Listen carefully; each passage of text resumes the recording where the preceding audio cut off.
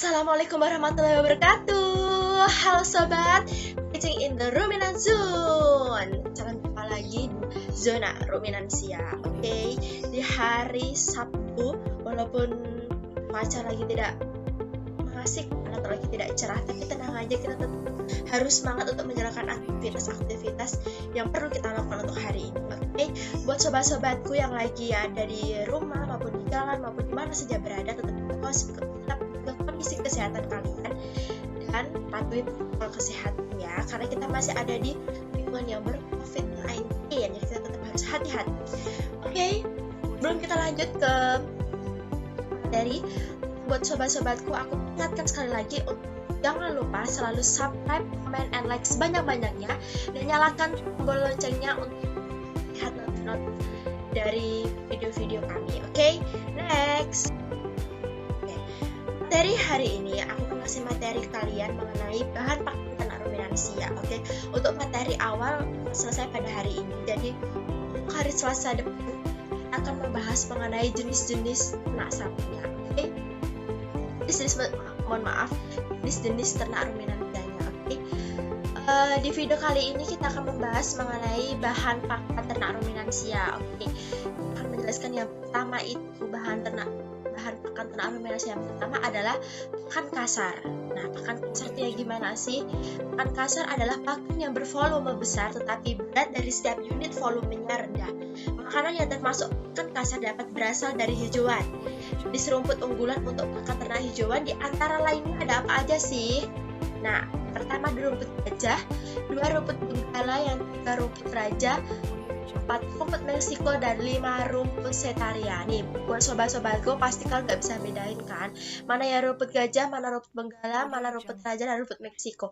Dulu waktu aku awal masuk sekolah pun aku juga nggak bisa bedain nih, mana yang rumput gajah, mana yang rumput benggala. Itu kayak bingung gitu loh, yang mana sih rumput-rumputnya. Aku anggap rumput jadi pakan ternak sapi itu sama aja, tapi sebenarnya itu beda-beda teman-teman, sobat-sobat. Lanjut. Nah, ini dia ada gambar hijauan pakan ternak ruminansia nih, walaupun terlalu sederhana apa-apa ya teman sobatku. Kalau kalian mungkin bisa tahu nih seharian dari teman-teman, kalau kalian punya ternak sapi mungkin ya. Nah, kira-kira kalian kasih hijauan apa ya buat ternak sapi kalian? Kalau kalian tahu, komen di bawah. Oke. Nah, di gambar ini kita melihatnya ada ada rumput raja juga, ada rumput gajah oranye, ada rumput baby. Nah, sih sebenarnya kalian ada nggak rumput kayak gini di daerah kalian? Di daerah aku sih kebanyakan rumput gajah ada banyak banget, karena mungkin lokasinya juga sawahan. Kebanyakan juga tetangga aku juga ada yang memelihara sapi, jadi mungkin unggulan bagi mereka yang memiliki ternak, karena memang kondisi lingkungannya itu memang kebanyakan juga rumput gajah, jadi dimanfaatkan untuk pakan juga. Ini juga paling penting juga sobat. Yang kedua adalah pakan penguat. Nah, jadi ternak sapi itu tidak hanya memakan hijauan aja, jadi juga harus ada pakan penguat. Kenapa? Karena ini penting banget pertumbuhan atau penambahan bobot badan ternak sapi itu sendiri. Jadi pakan penguat, jadi bukan ternak sapi ya sobatku, tapi segala ternak juga seperti kambing, domba itu juga harus ada pakan penguatnya, karena ini sangat mempengaruhi pertumbuhan bobot badan ternak tersebut. Oke, pakan penguat. Pakan penguat atau sentrat adalah pakan ternak yang memiliki kandungan serat kasar rendah di bawah 18%. Nutrisi utama dari pakan konsentrat berupa energi dan protein. Pakan konsentrat bisa berasal dari hewan meliputi apa aja. Nah, ada tepung daging, tepung darah, tepung daging dan tulang. Ada juga tepung ikan dan lemak susu. Jadi, pakan penguat itu dari hewan kita bisa ambil dari tepung daging, tepung darah atau ikan. Nah, itu bisa menjadi bahan atau konsentrat buat nanti. Oke. Next. Yang kedua ada dari tumbuhan, meliputi apa aja? Pertama dari hasil pertanian seperti kedelai, kacang hijau, jagung, dan lainnya. Itu juga bisa untuk tambahan pakan konsentrat. Kedua, ada sisa industri pertanian seperti butil kelapa, kelapa sawit, butil wijen, butil kedelai, biji palm, biji karet, ampas, tahu, tidak sekampati, dan lain-lain. Jadi dari tumbuhan pun juga bisa menjadi makan penguat atau konsentrat bagi tanah. Nah, itu ada kedelai. Kalau kalian punya kedelai, ada kacang hijau ataupun jagung, atau mungkin hasil sisa industri pertanian, nah kalian bisa manfaatkan bahan-bahan tersebut untuk konsentrat bagi ternak kalian. Oke sobat, nah ini ada gambar sapi yang sedang makan penguat, dan kita lihat. Next. Ketiga ada pakan fermentasi. Nah, sobat-sobatku masih semangat kan? Oke. Nah, pakan fermentasi ini adalah hasil dari proses amoniasi, sering juga disebut sebagai peragian atau pemerana. Tujuan pembuatan pakan fermentasi adalah untuk memaksimalkan pengawetan kandungan gizi pada pakan hijauan ataupun bahan pakan lainnya agar dapat disimpan dalam waktu yang lama tanpa mengurangi jumlah nutrisinya. Nah, itu yang dimaksud dengan pakan fermentasi. Pakan fermentasi itu sebenarnya ada beberapa macam. Aku lagi menjelaskan mengenai garis besarnya aja. Di lain waktu sambil kita membahas tentang jenis-jenis ternak, aku akan sebutin pakan fermentasi juga. Jadi kalian harus standby di zona minat ya.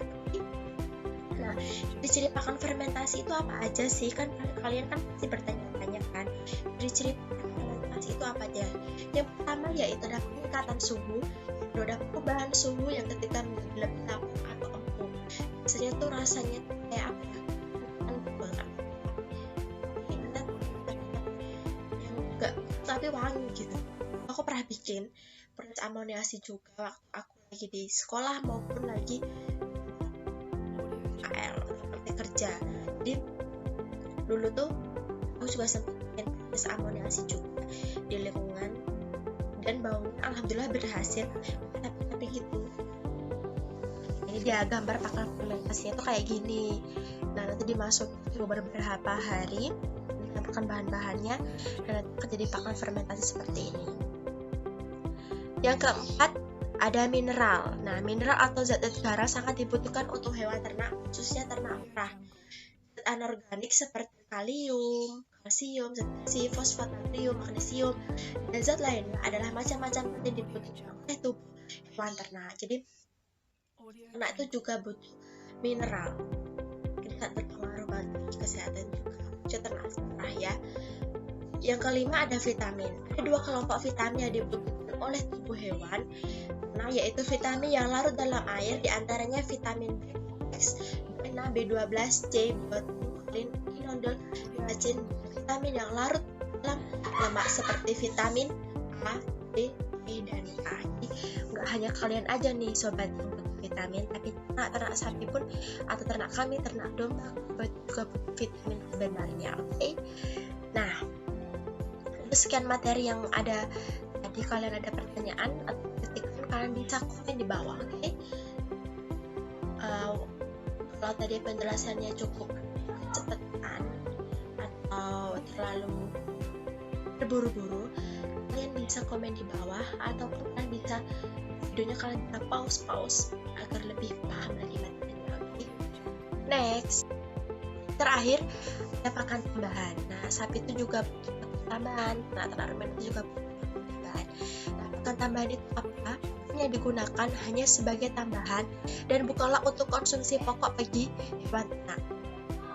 Pakan tambahan yang dimaksudkan adalah produk yang tidak bernutrisi namun berguna untuk menjaga kesehatan, mencegah penyakit, dan menyembuhkan hewan ternak. Antaranya seperti antibiotik, antitoksin, obat cacing, hormon, dan lain-lain. Nah, pakan ini adalah berguna untuk melindungi kesehatan ternak tersebut. Agar ternak itu tidak gampang dihinggapi oleh penyakit.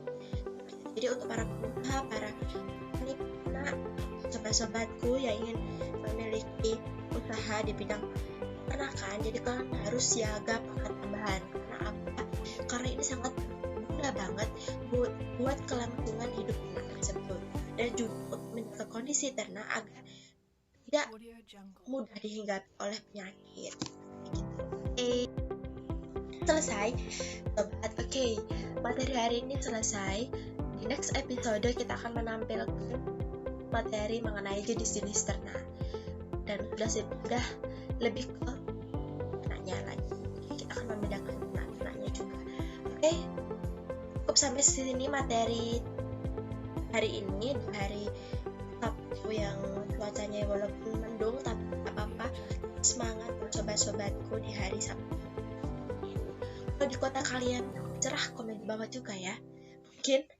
Mungkin perbedaan cuaca tidak mungkin akan kalian selalu upgrade, selalu melihat video-video dari zona ruminan dia, sinyal tetap dan sinyal tetap ada walaupun perbedaan cuaca. Jangan lupa untuk selalu subscribe, comment, and like sebanyak-banyaknya, dan nyalakan tombol loncengnya agar kalian selalu mendapatkan notifikasi video terbaru dari kami. Oke, bye. Wassalamualaikum warahmatullahi wabarakatuh.